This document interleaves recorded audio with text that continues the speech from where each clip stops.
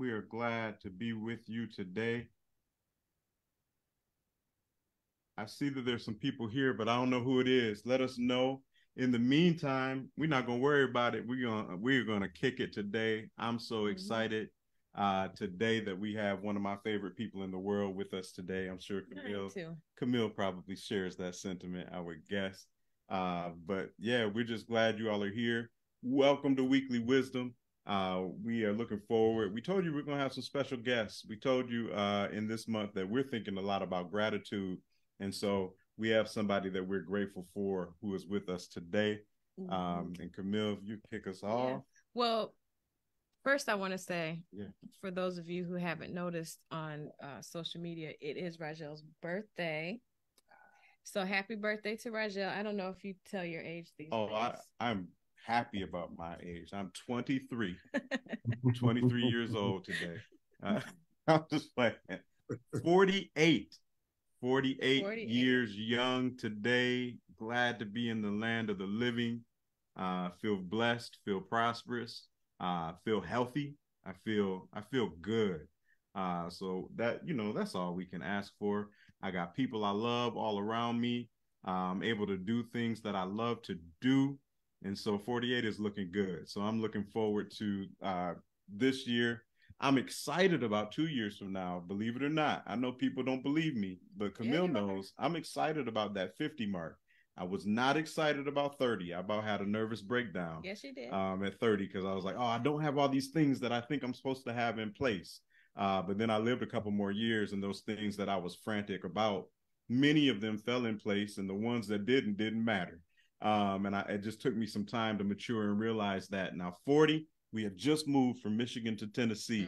And so that was an adjustment. Yeah, we were adjusting, and nobody was around that I normally would have celebrated with so much. So we kind of just let that one fly by. But 50, it's on and popping. I'm looking forward to celebrating that mark. Half a century of the Lord's will. The Lord says the same. That's how my dad would say it. The Lord says the same. We'll see that in 2 years. So I'm excited today. Thank you for the birthday wishes. They've been spoiling me here in Tennessee today, and I appreciate it. So yeah, we got up at like 6 or 6:30, and Caden was decorating, and so we're gonna have a good celebration today. Now to the introduction of our guest, who is here with us today. This person is the first person I ever thought was the strongest man in the world, the smartest guy anywhere we would go, and the bravest and the most fun on any given day. And I found that in adult life, that it's not that my dad was so strong that circumstances never fazed him or that situations didn't hurt him. It's not that he always knew what to do, but it was his perspective that helped him through tough times. He has always had a passion for his family and family legacy, and is also a person who uses his talents and influence to help others, from children to senior citizens. He doesn't care if he sees how he can help, if he can jump in and share some wisdom or give of his talents or skills. It's just in him. He's going to do what's in him and give to others. My dad can see the positive in so many things. He's always excited about something. I call him, if anyone who has talked to him, if you call him, if you see him on the street, if you see him online, everything is just so exciting to my dad. And that's contagious. And another thing about him is that I've always seen him speak truth. I've always seen him speak truth to power. That's falls into that, what I deemed as brave and strong, because I would be amazed that he didn't care who it was. If something needed to be told that's truth, he's gonna speak it and stand on firm ground with it. This is someone that you'll talk to or listen to, and he'll leave you with nuggets to marinate on. He's a mental stimulator. Wow. He's creative, and if he has an idea, he will put that idea to work. And so many times over my life, I've seen these ideas become successful. It's amazing to me. It doesn't matter what it is. And that's what I like about him, is that it doesn't have to feel or seem like this grandiose thing, but if it's something that is inspiring to him, that can be shared with others, he's going to put it to work. And to me, the magic of it is that it's successful. I'm like, how does he do this every time with whatever, whether he's like, I'm thinking of things like when I was growing up, when he worked at Ferris, for so many years. He would put on these gospel concerts. They were called the Gospel Explosions. I don't know how many years he did it. I can't remember right now, but year after year, it would get bigger and bigger and bigger. And like people would come from all over the state of Michigan.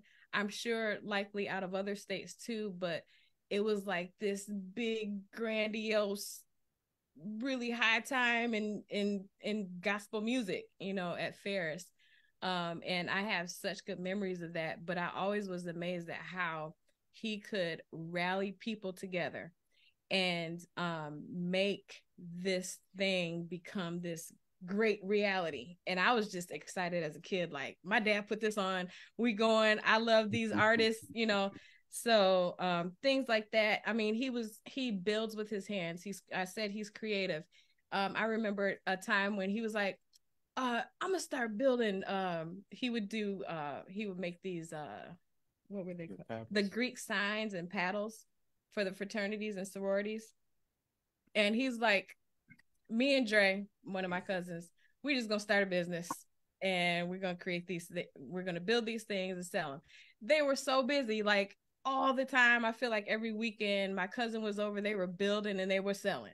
He would fill up charter buses to go to annual Cedar Point trips. Like just like what I like about it is it's just like it's an idea and he's like, I'm gonna do it and this is how I want to do it. So I mean, even down to to today, he's doing things like building decks. He's teaching children how to build things. He builds things for himself. So anyway, I could go on and on, as you can see. And I want you to know that we're sharing my dad with you today. He's got this gift of awakening belief in yourself. So buckle up and let's go. Wow. Thank you so much, Camille and Roger. I mean, I just sit here and listening to that. I don't know what to say. I'm absolutely speechless and honored. There's no greater gift than to hear your child, in this case, my daughter, just say those wonderful things about me, unscripted and from the heart. It means so much to me. And I am so humble and appreciative of what you said. I get really emotional when I hear, there's not many people that can move me, but the ones that can move me are my children, so other than that, I mean, I don't really get emotional other than with my children.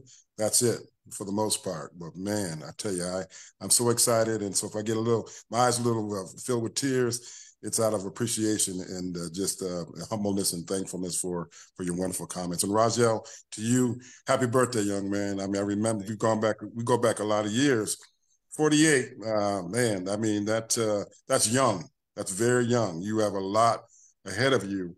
And I'm just so impressed with the decisions that you have made as it relates to your family, my daughter and my granddaughter.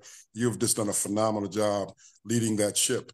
And I'm so proud of you as well. So Camille, Rajel, Ken, you make just a wonderful trio. You're like the Three Musketeers. You guys, you're making a headway, not only in the state of Michigan, but also making significant headway and influences in the wonderful state of Tennessee. Well, thank you, Dad. Appreciate it. I have to say, when I was working on the intro, I knew I needed to write it down. I didn't want to miss anything, but also as I was writing, I was getting teary-eyed too. So it's really nice to reflect on what I have in you. Man. Thank you. And I can say this as a dad, I can't imagine how you feel hearing that. Like I would be all jacked up myself. So don't feel bad about being emotional. But I know how your daughter feels about you because I've been measured against you since 2004.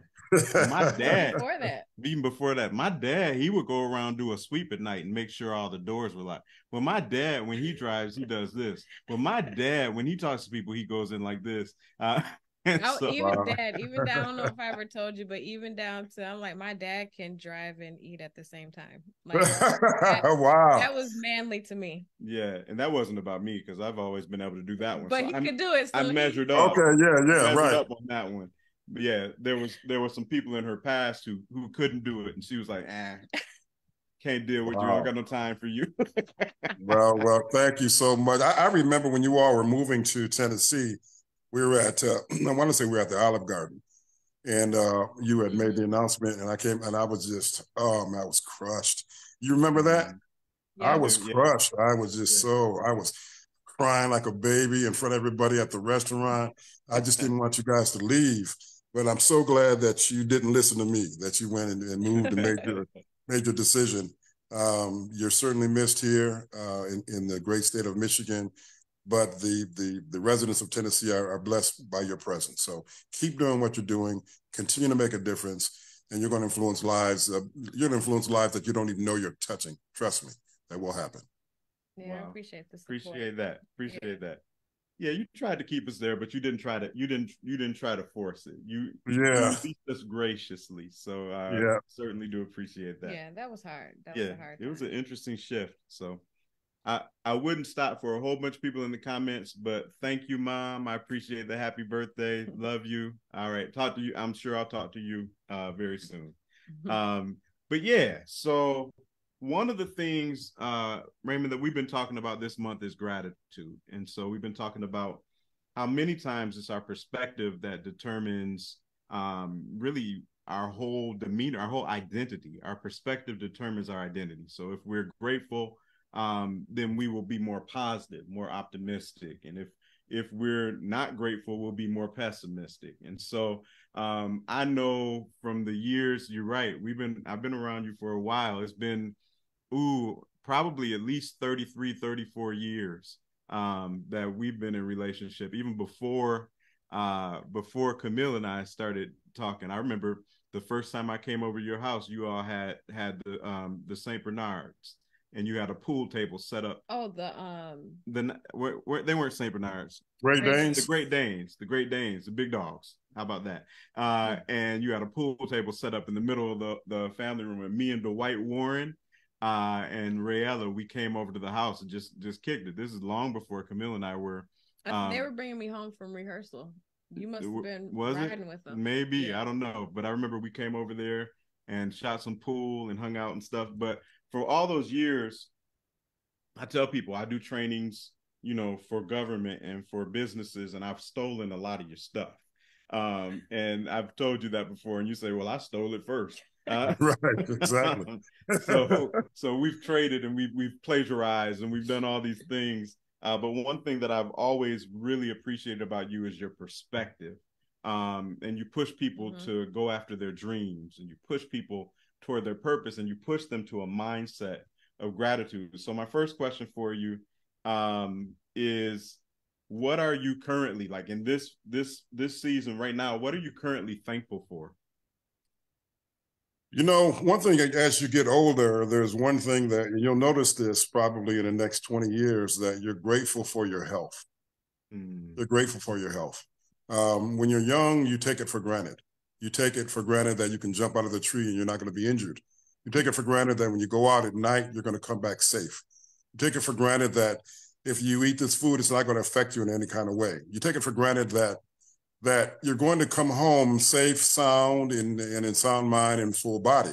But as you get older, you realize, and especially when you look around, you see your friends and family members that have passed on, some of them, much earlier than I would have thought that they would have passed on. You begin to come in contact and connect. You connect with your own mortality. You realize that, you are only here for a short period of time. And the time is, it ticks away as you get older, and you recognize that. Not in any fearful way. I don't fear, my end. I don't fear that. I mean, I'll celebrate that when the time comes. But you recognize that, there's a lot of work that you need to do. So what I'm thankful for is my health. I'm thankful for being in sound mind. I'm thankful for having a body that allows me to do the physical things that I'm trying to do right now with the projects that I'm working on this end. So from that perspective, that's one thing that I'm grateful for. But I'm also grateful for this. I'm grateful to be surrounded by people that care about me, that care about my destiny, that care about my well-being, that care about my health, that love me truly. And to be surrounded by individuals that care about you allows you to drop your guard and just do what it is that you want to do, because you know no one's coming to attack you, no one's coming to take from you, no one's coming to try to derail you or dissuade you or discourage you. They're there to try to create an opportunity for you to reach your goals and aspirations, and they're supporting you along the way. So those are the things that I'm thankful for: my health, mentally, physically, and I'm very thankful that I'm surrounded by wonderful people that care and love me. That's great. I like that. When you talked about health, it made me think about how we're always talking about stretching. You're always telling me, make sure you're stretching every day. But I mean, it's so true, because we have to also invest in ourselves in that way, to give ourselves a greater chance to have better health as we, live on. So when I mentioned to you to stretch, what I'm telling you directly is to physically stretch, but what I'm telling you subconsciously is to stretch in other areas of your life. Yeah. Stretching is difficult. Stretching is painful. Stretching takes time, and it's not always the most exciting thing to do. But when you do it, and you walk away from stretching, physically stretching, you feel more limber, you feel more agile, you feel more youthful, you feel so much better after you stretch. The process itself is tough, but the rewards from stretching are phenomenal. Now, let's just take that and transfer that into other areas of your life. Stretching in areas where you're uncomfortable, whether it's stepping out. I remember, Langston, your brother, my son, I remember years ago, he did something that I don't even think I have the nerve to do to this day. He actually was on stage and did a comedy routine on stage by himself. You remember that? Yeah, we were I'm there. like, man, there's no one you can hide behind.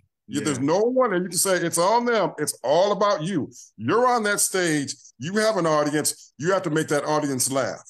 There's to me, that was a very bold move. That was an extreme example of stretching, stepping out there, saying, hey, you know what? It's on me. What can I do? I'm going to take this on. And to do that voluntarily, when you stretch, you grow. And when you grow, you move to another level that puts you closer to your purpose and your destiny. But also in the process of stretching, you're also inspiring and motivating people that are on the sideline watching you stretch. Because it might just be that one thing that you do that creates a tipping point for them to stretch, for them to do what it is that they're purposed to do in life. So you encourage people, even when you don't know it, you're inspiring people to move toward what it is that they're purposed to be. That's good. Well, see, y'all, this is what I'm saying. Like, you just have a conversation, and here goes the mental stimulation. Your mind's going, and it like he's always just speaking to what's inside of you. I told you it was gonna wake something up, right? It's making that thing leap. But this is the kind of stuff too, where like, yes, it's exciting, it's stimulating, it makes the thing inside you leap, but we got to do something with it, right? But anyway, I just wanted to take that moment, because this is just how you always are. Let me give you a quick example. So I was out, this was last summer, and I just started the house, and I was outside, and now I could see the house finished. I'm sitting on a platform with a chair. Imagine this, there's nothing but a flat platform on a main street. A man is sitting in a chair. In front of him is a TV tray. And on that TV tray is a dinner. And I'm eating dinner on a platform, cars going by. Look at me, this man must be out of his mind. But what they didn't know is that I wasn't sitting on a platform. I was sitting in a living room. I was looking around, I saw the windows, I saw the doors, I saw the roof, I saw the floor, I saw the fixtures, I saw the outlets, I saw all these things that they didn't see driving by. But here's something that really hit me a few days later. As I was sitting there on that platform, I would just sit there and contemplate and think about what I was gonna do the next day. And the next day I'd get up and I'd put up a wall.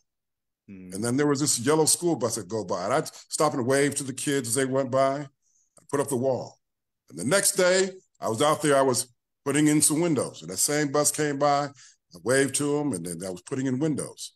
The next day, I was putting up the exterior part of the walls, the OSB, and then the siding, the insulation. And every day I was putting something up. Bus would drive by, yellow school bus. I'd wave to them. And it just came to me that every day that I'm out here working, we have these children going by, seeing progress made from this person. One man out there, every day, progress being made. And the kids, they're hanging on the windows like this, looking out. Every day they come by looking to see what kind of progress. And I'm thinking to myself, I wonder if one of those children on the bus will be inspired to be a builder one day. I wonder if they're working on a project to say, you know what, if that old man that's out there working on the house can do that and make progress, then maybe I could do something in my own life to achieve the goals and aspirations that I want to achieve. My point is this, that when you do what you're supposed to do in life, when you do what you're inspired to do, you move other people. We are here not for ourselves. We are here to inspire and move other people. And each day that I'm doing something, I'm hoping in some manner that I can inspire and move other people. That's good. So you've given about 4 messages already. Like, we got to stretch. I'll slide over that because I see that sun has hit me. So I know Camille's like, move out of the sun. So I'm trying to adjust so the sun doesn't. Is that better right there? No, it's good. It's good. Okay, good. All kind of thoughts came through my head. So stretching gives you extended mobility. Yes. Whether we're talking about physically stretching or emotionally stretching, or after a new task, going after a new degree, writing a book, doing a stand-up comedy routine, building a house, doing something that you've never done before will always give you greater flexibility, adaptability, and mobility.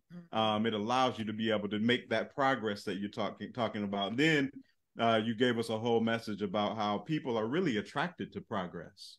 And so those children that were looking at out of the yellow bus, they began to be magnetized by progress.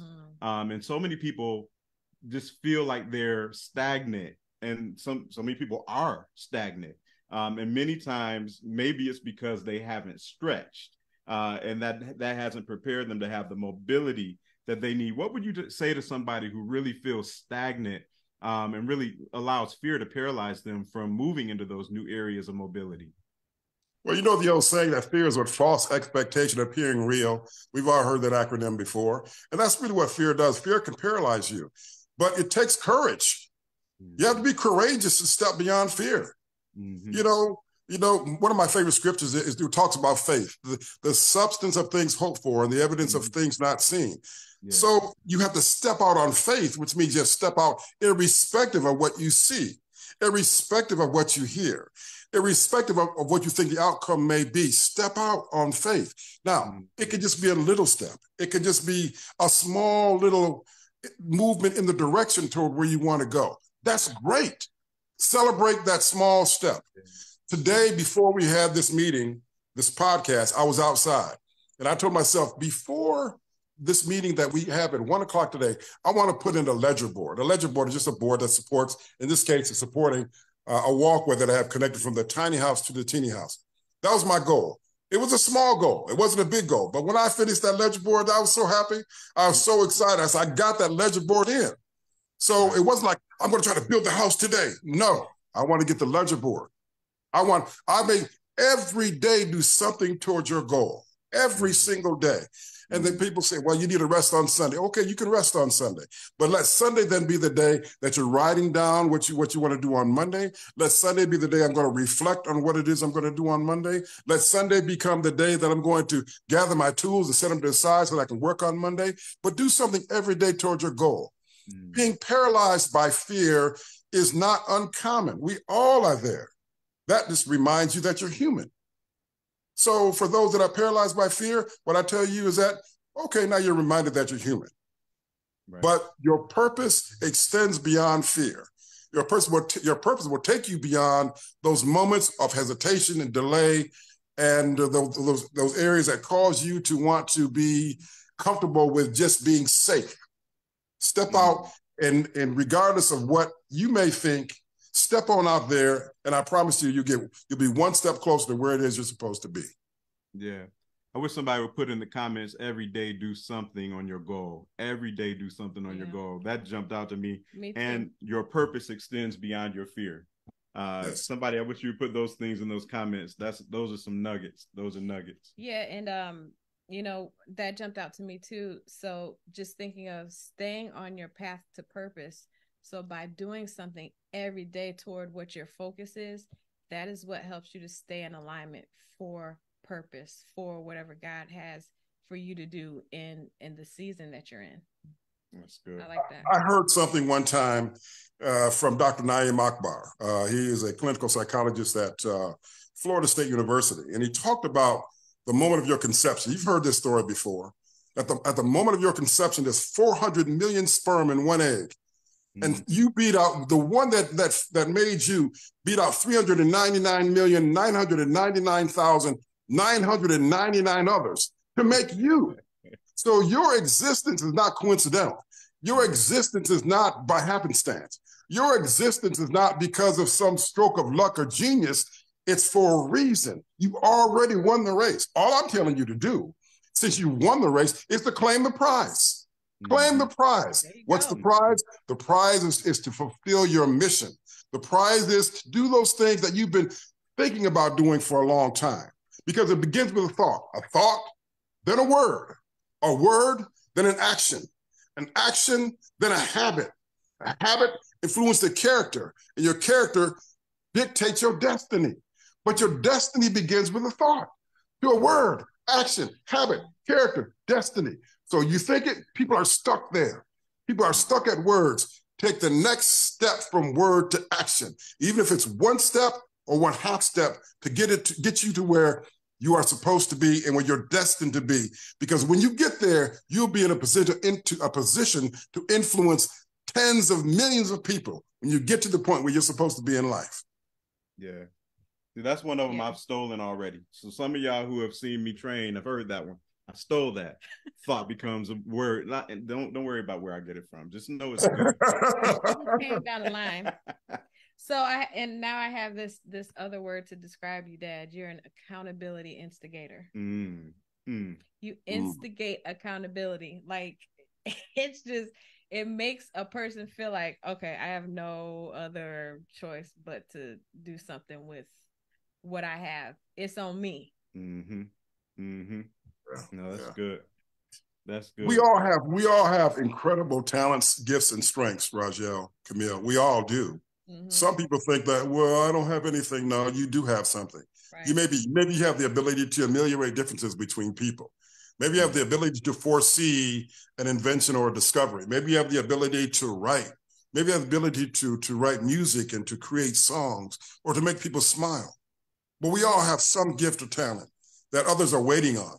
And if we don't engage and enact the talents that we have, then somebody out there is going to miss out. And we don't want that person to miss out because we're not doing what we're supposed to do. Right. Yeah. So I have this next question for you. I've watched you transition into a work optional phase of life. And I purposely don't use the word retirement because that can happen at any point in life, right?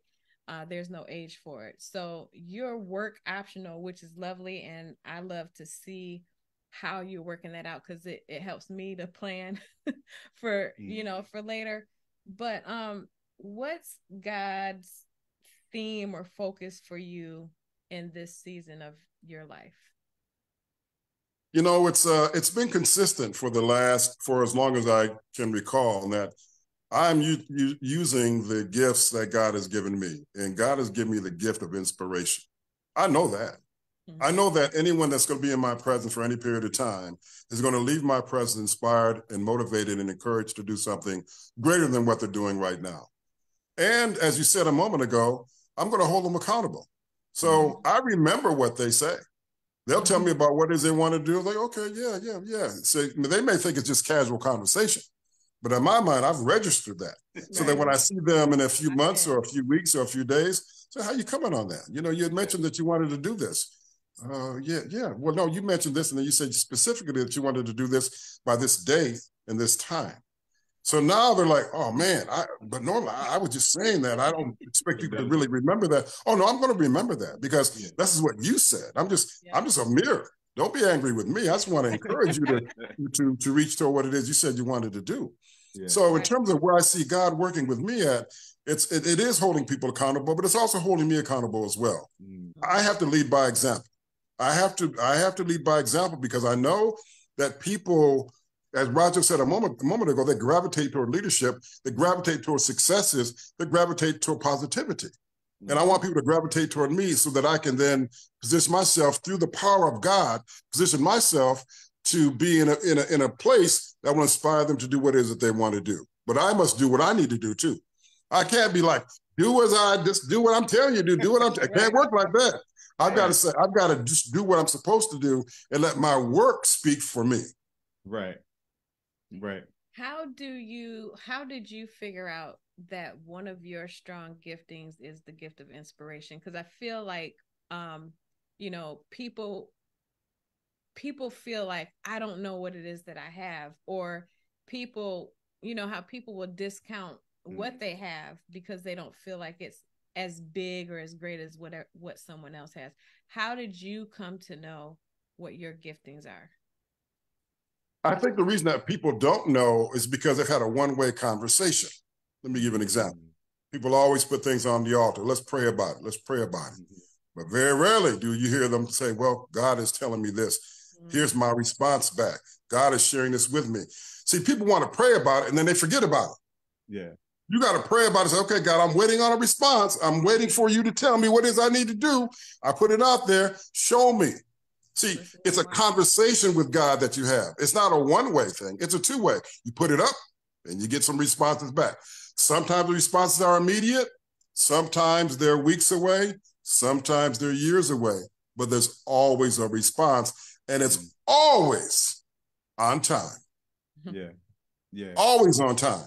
It may not be in our time, but it's always on time.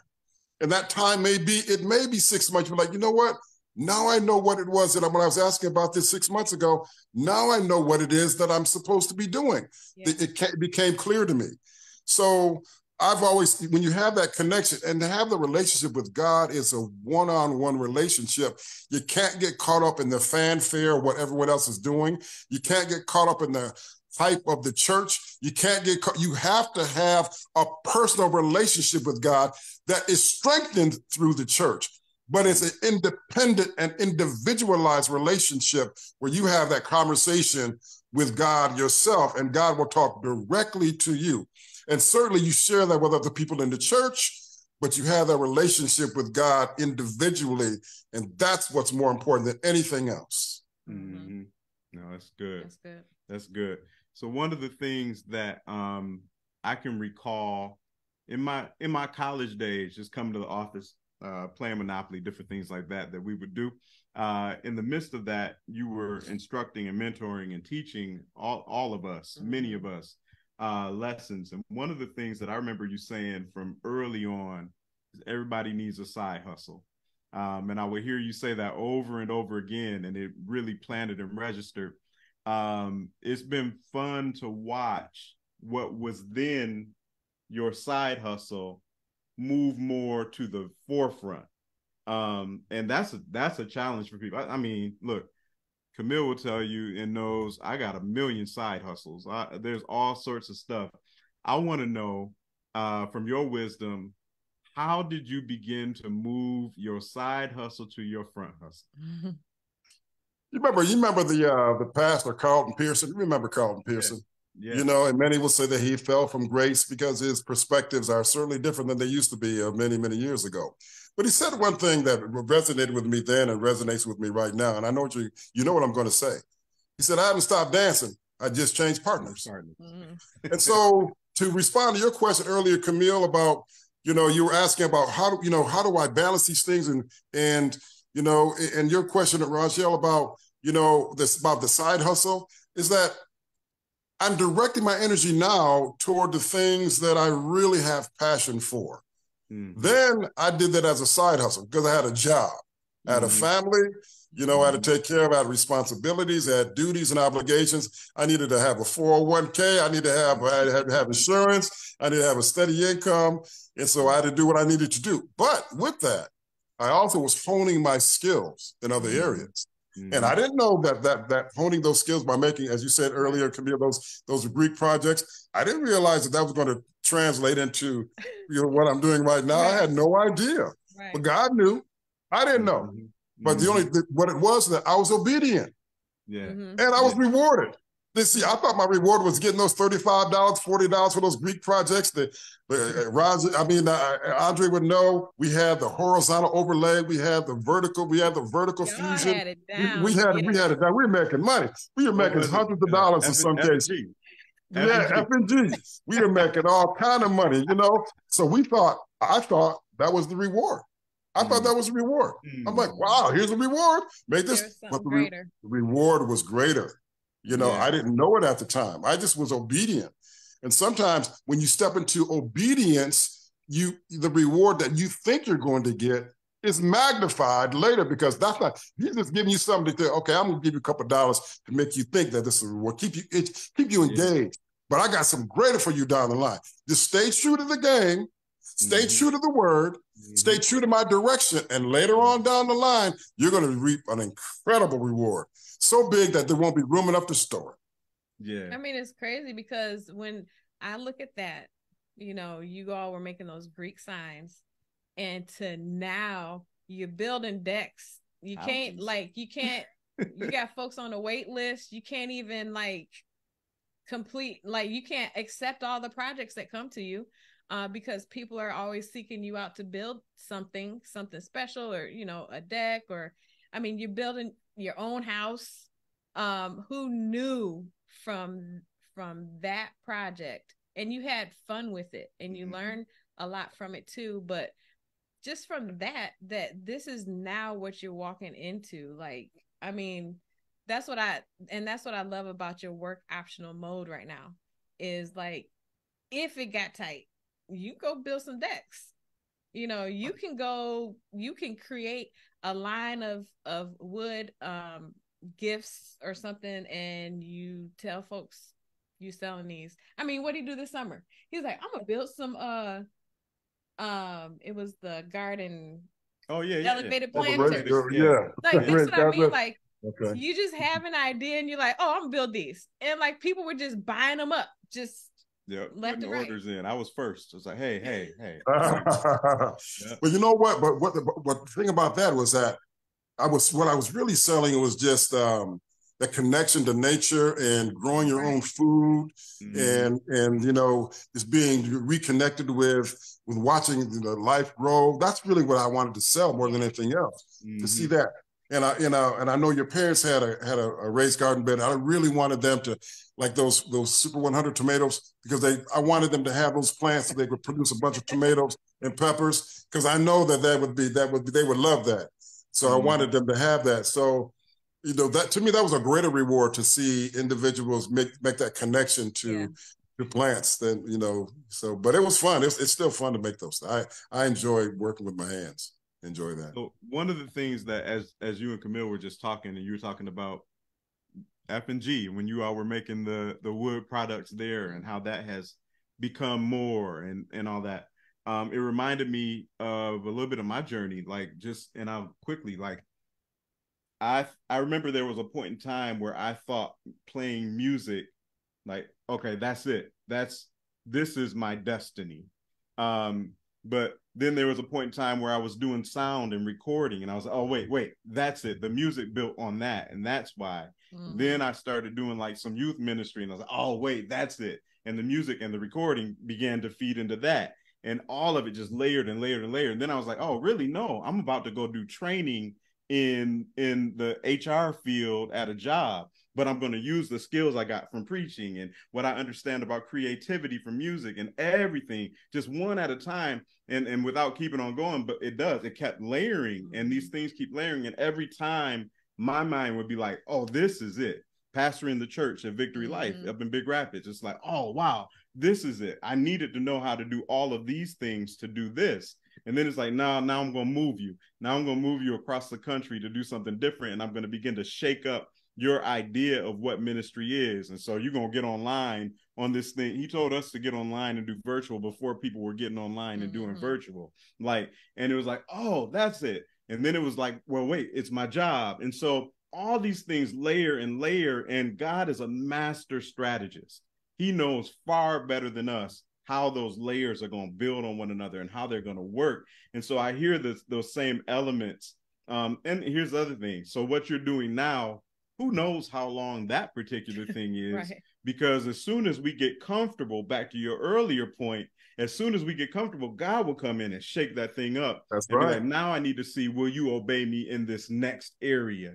And so it's never over. And so the Bible talks about how God takes us from faith to faith and glory to glory and strength to strength. And it's a continual process. The old church folks used to sing a song, every round goes higher and higher since I laid my burdens down. Glory, glory, hallelujah. Since I laid my burdens down, like every round going higher and higher is the thing. And so, yeah, just it's so interesting, the commonality and just the threads of that, where we can begin to think that it's like, oh, it was just me strategizing, but really it's not even our thought, it's not even our idea, it's the obedience that you talked about that allows us to actually ride the wave. It's a moving wave. It's a flow to destiny, to a destination Absolutely. That we don't even know that we're going to arrive at yet. Mankind will tell you that it has to be this or this, but God will tell you that it can be this and this. Yeah. Mankind will tell you either you support Malcolm or you support Martin. Right. Right. Or you support Medgar or you support someone else. Yeah. God said there's value in all of them. Absolutely. See, so that's where you talk about the layering, is that you get a little bit here and a little bit there and a little bit there. It doesn't have to be this or this. It can be this and this. Yeah. And that's how you grow, when you begin to layer those, as you said, to use your phraseology, layer those skills and talents and abilities. And then the next thing you know, you got a skill set that's like beyond amazing because you were obedient in what you did. I think that's how it's supposed to be. Yeah. It's unique. Test You end up having your own brand. It's like nobody will exactly be Raymond Gant. Like I told you, I plagiarize your stuff and I steal stuff, but I take it and I incorporate it in the Rajel flow, right? Nobody will ever be Camille Jones. Nobody will ever be Rajel Jones. There's nobody who can do the same things that we can do the way that we can do them, because nobody has had the same set of experiences that has brought us to this point. And so finding that uniqueness, the unique identifier of our purpose and of our calling that leads us to our destiny, man, that's where it's at to me. So loving that.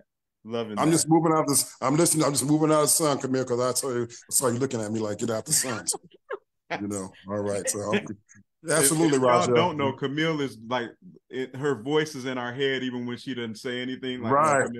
Because Camille will give you critique like none other. Whatever. She sure will. Yeah, the sun is lovely over there. Yeah, the sun is beautiful here in Michigan. It's beautiful. Shining a light on you. Yeah. That's right. That's right. And I'm enjoying every last sun ray that's coming through those windows. I know that's so nice. It's that's right.